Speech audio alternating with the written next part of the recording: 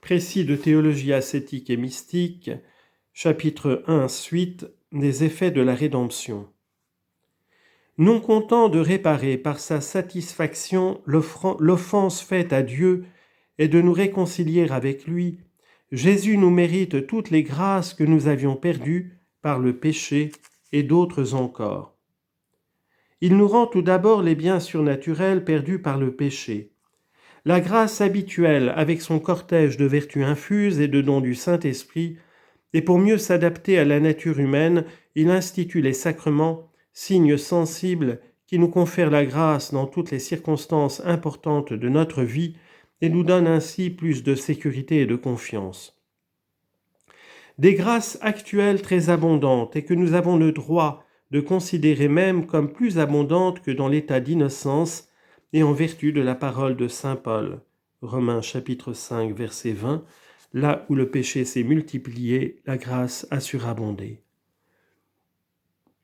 Il est parfaitement vrai que le don d'intégrité ne nous est pas rendu immédiatement, mais progressivement. La grâce de régénération nous laisse aux prises avec la triple concupiscence et toutes les misères de la vie, mais elle nous donne la force nécessaire pour en triompher, nous rend plus humbles, plus vigilants et plus actifs pour prévenir et vaincre les tentations, nous affermit ainsi dans la vertu et nous fournit l'occasion d'acquérir plus de mérite. En mettant sous nos yeux les exemples de Jésus qui a porté si vaillamment sa croix et la nôtre, elle stimule notre ardeur dans la lutte et soutient notre constance dans l'effort. Et les grâces actuelles qu'il nous a méritées et nous accorde avec une sainte prodigalité facilitent singulièrement nos efforts et nos victoires. Au fur et à mesure que nous luttons sous la conduite et avec l'appui du Maître, la concupiscence diminue. Notre force de résistance augmente et le moment vient où des âmes privilégiées sont tellement affermies dans la vertu que tout en demeurant libres de péché, elles ne commettent aucune faute vénielle de propos délibérés. La victoire définitive n'a lieu qu'à notre entrée dans le ciel. Mais elle sera d'autant plus glorieuse qu'elle aura été achetée au prix de plus grands efforts. Ne pouvons-nous donc pas dire « Ô Felix culpa », ô bienheureuse faute. À ces secours intérieurs, notre Seigneur en a joint d'extérieurs, en particulier cette Église visible qu'il a fondée et organisée pour éclairer nos esprits, par son autorité doctrinale, soutenir nos volontés par son pouvoir législatif et judiciaire, sanctifier nos âmes par les sacrements, les sacramentaux et les indulgences. Ne trouvons-nous pas là un immense secours dont il faut remercier Dieu ? Ô Felix culpa. Enfin, il n'est pas certain que le Verbe se fût incarné sans le péché originel. Or, l'incarnation est un bien tellement précieux qu'à lui seul il suffit pour justifier et expliquer le chant de l'Église « Ô Felix culpa ». Au lieu d'un chef bien doué sans doute mais faillible et peccable, nous avons à notre tête le Fils éternel de Dieu qui, ayant revêtu notre nature, est aussi véritablement homme qu'il est véritablement Dieu. Il est le médiateur idéal, médiateur de religion aussi bien que de rédemption, adorant son Père, non seulement en son nom, mais au nom de l'humanité tout entière, bien plus au nom des anges qui par lui sont heureux de glorifier Dieu.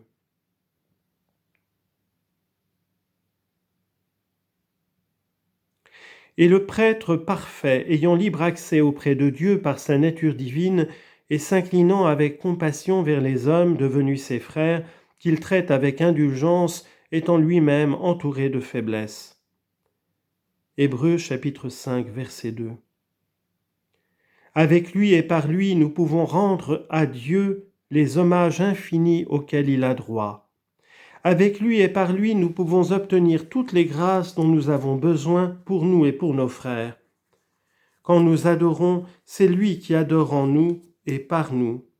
Quand nous demandons secours, c'est lui qui appuie nos requêtes, et c'est pourquoi tout ce que nous demandons au Père en son nom nous est libéralement octroyé.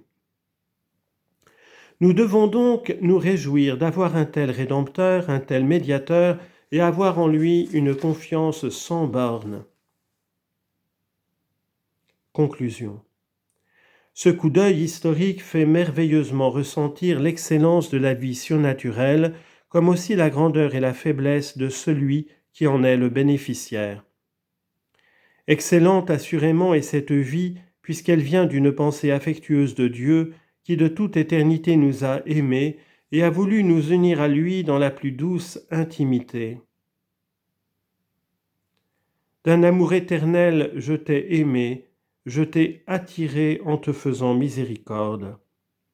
Jérémie, chapitre 31, verset 3.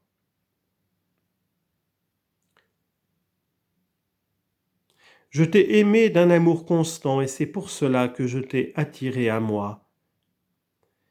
Elle est une participation réelle, quoique finie, à la nature et à la vie de Dieu. Divine consortes naturae, rendu participant de la nature de Dieu. Elle est estimée par Dieu à un si haut prix que pour nous la rendre, le Père sacrifie son Fils unique, celui-ci s'immole complètement, et le Saint-Esprit vient en notre âme pour nous la communiquer. C'est donc le bien précieux entre tous, maxima et preciosa nobis promissa donavit. Deuxième lettre de Saint Pierre, chapitre 1, verset 4. Que nous devons estimer au-dessus de tout, garder et cultiver avec un soin jaloux. Tanti valet quanti Deus. Et cependant, nous portons ce trésor dans un vase fragile.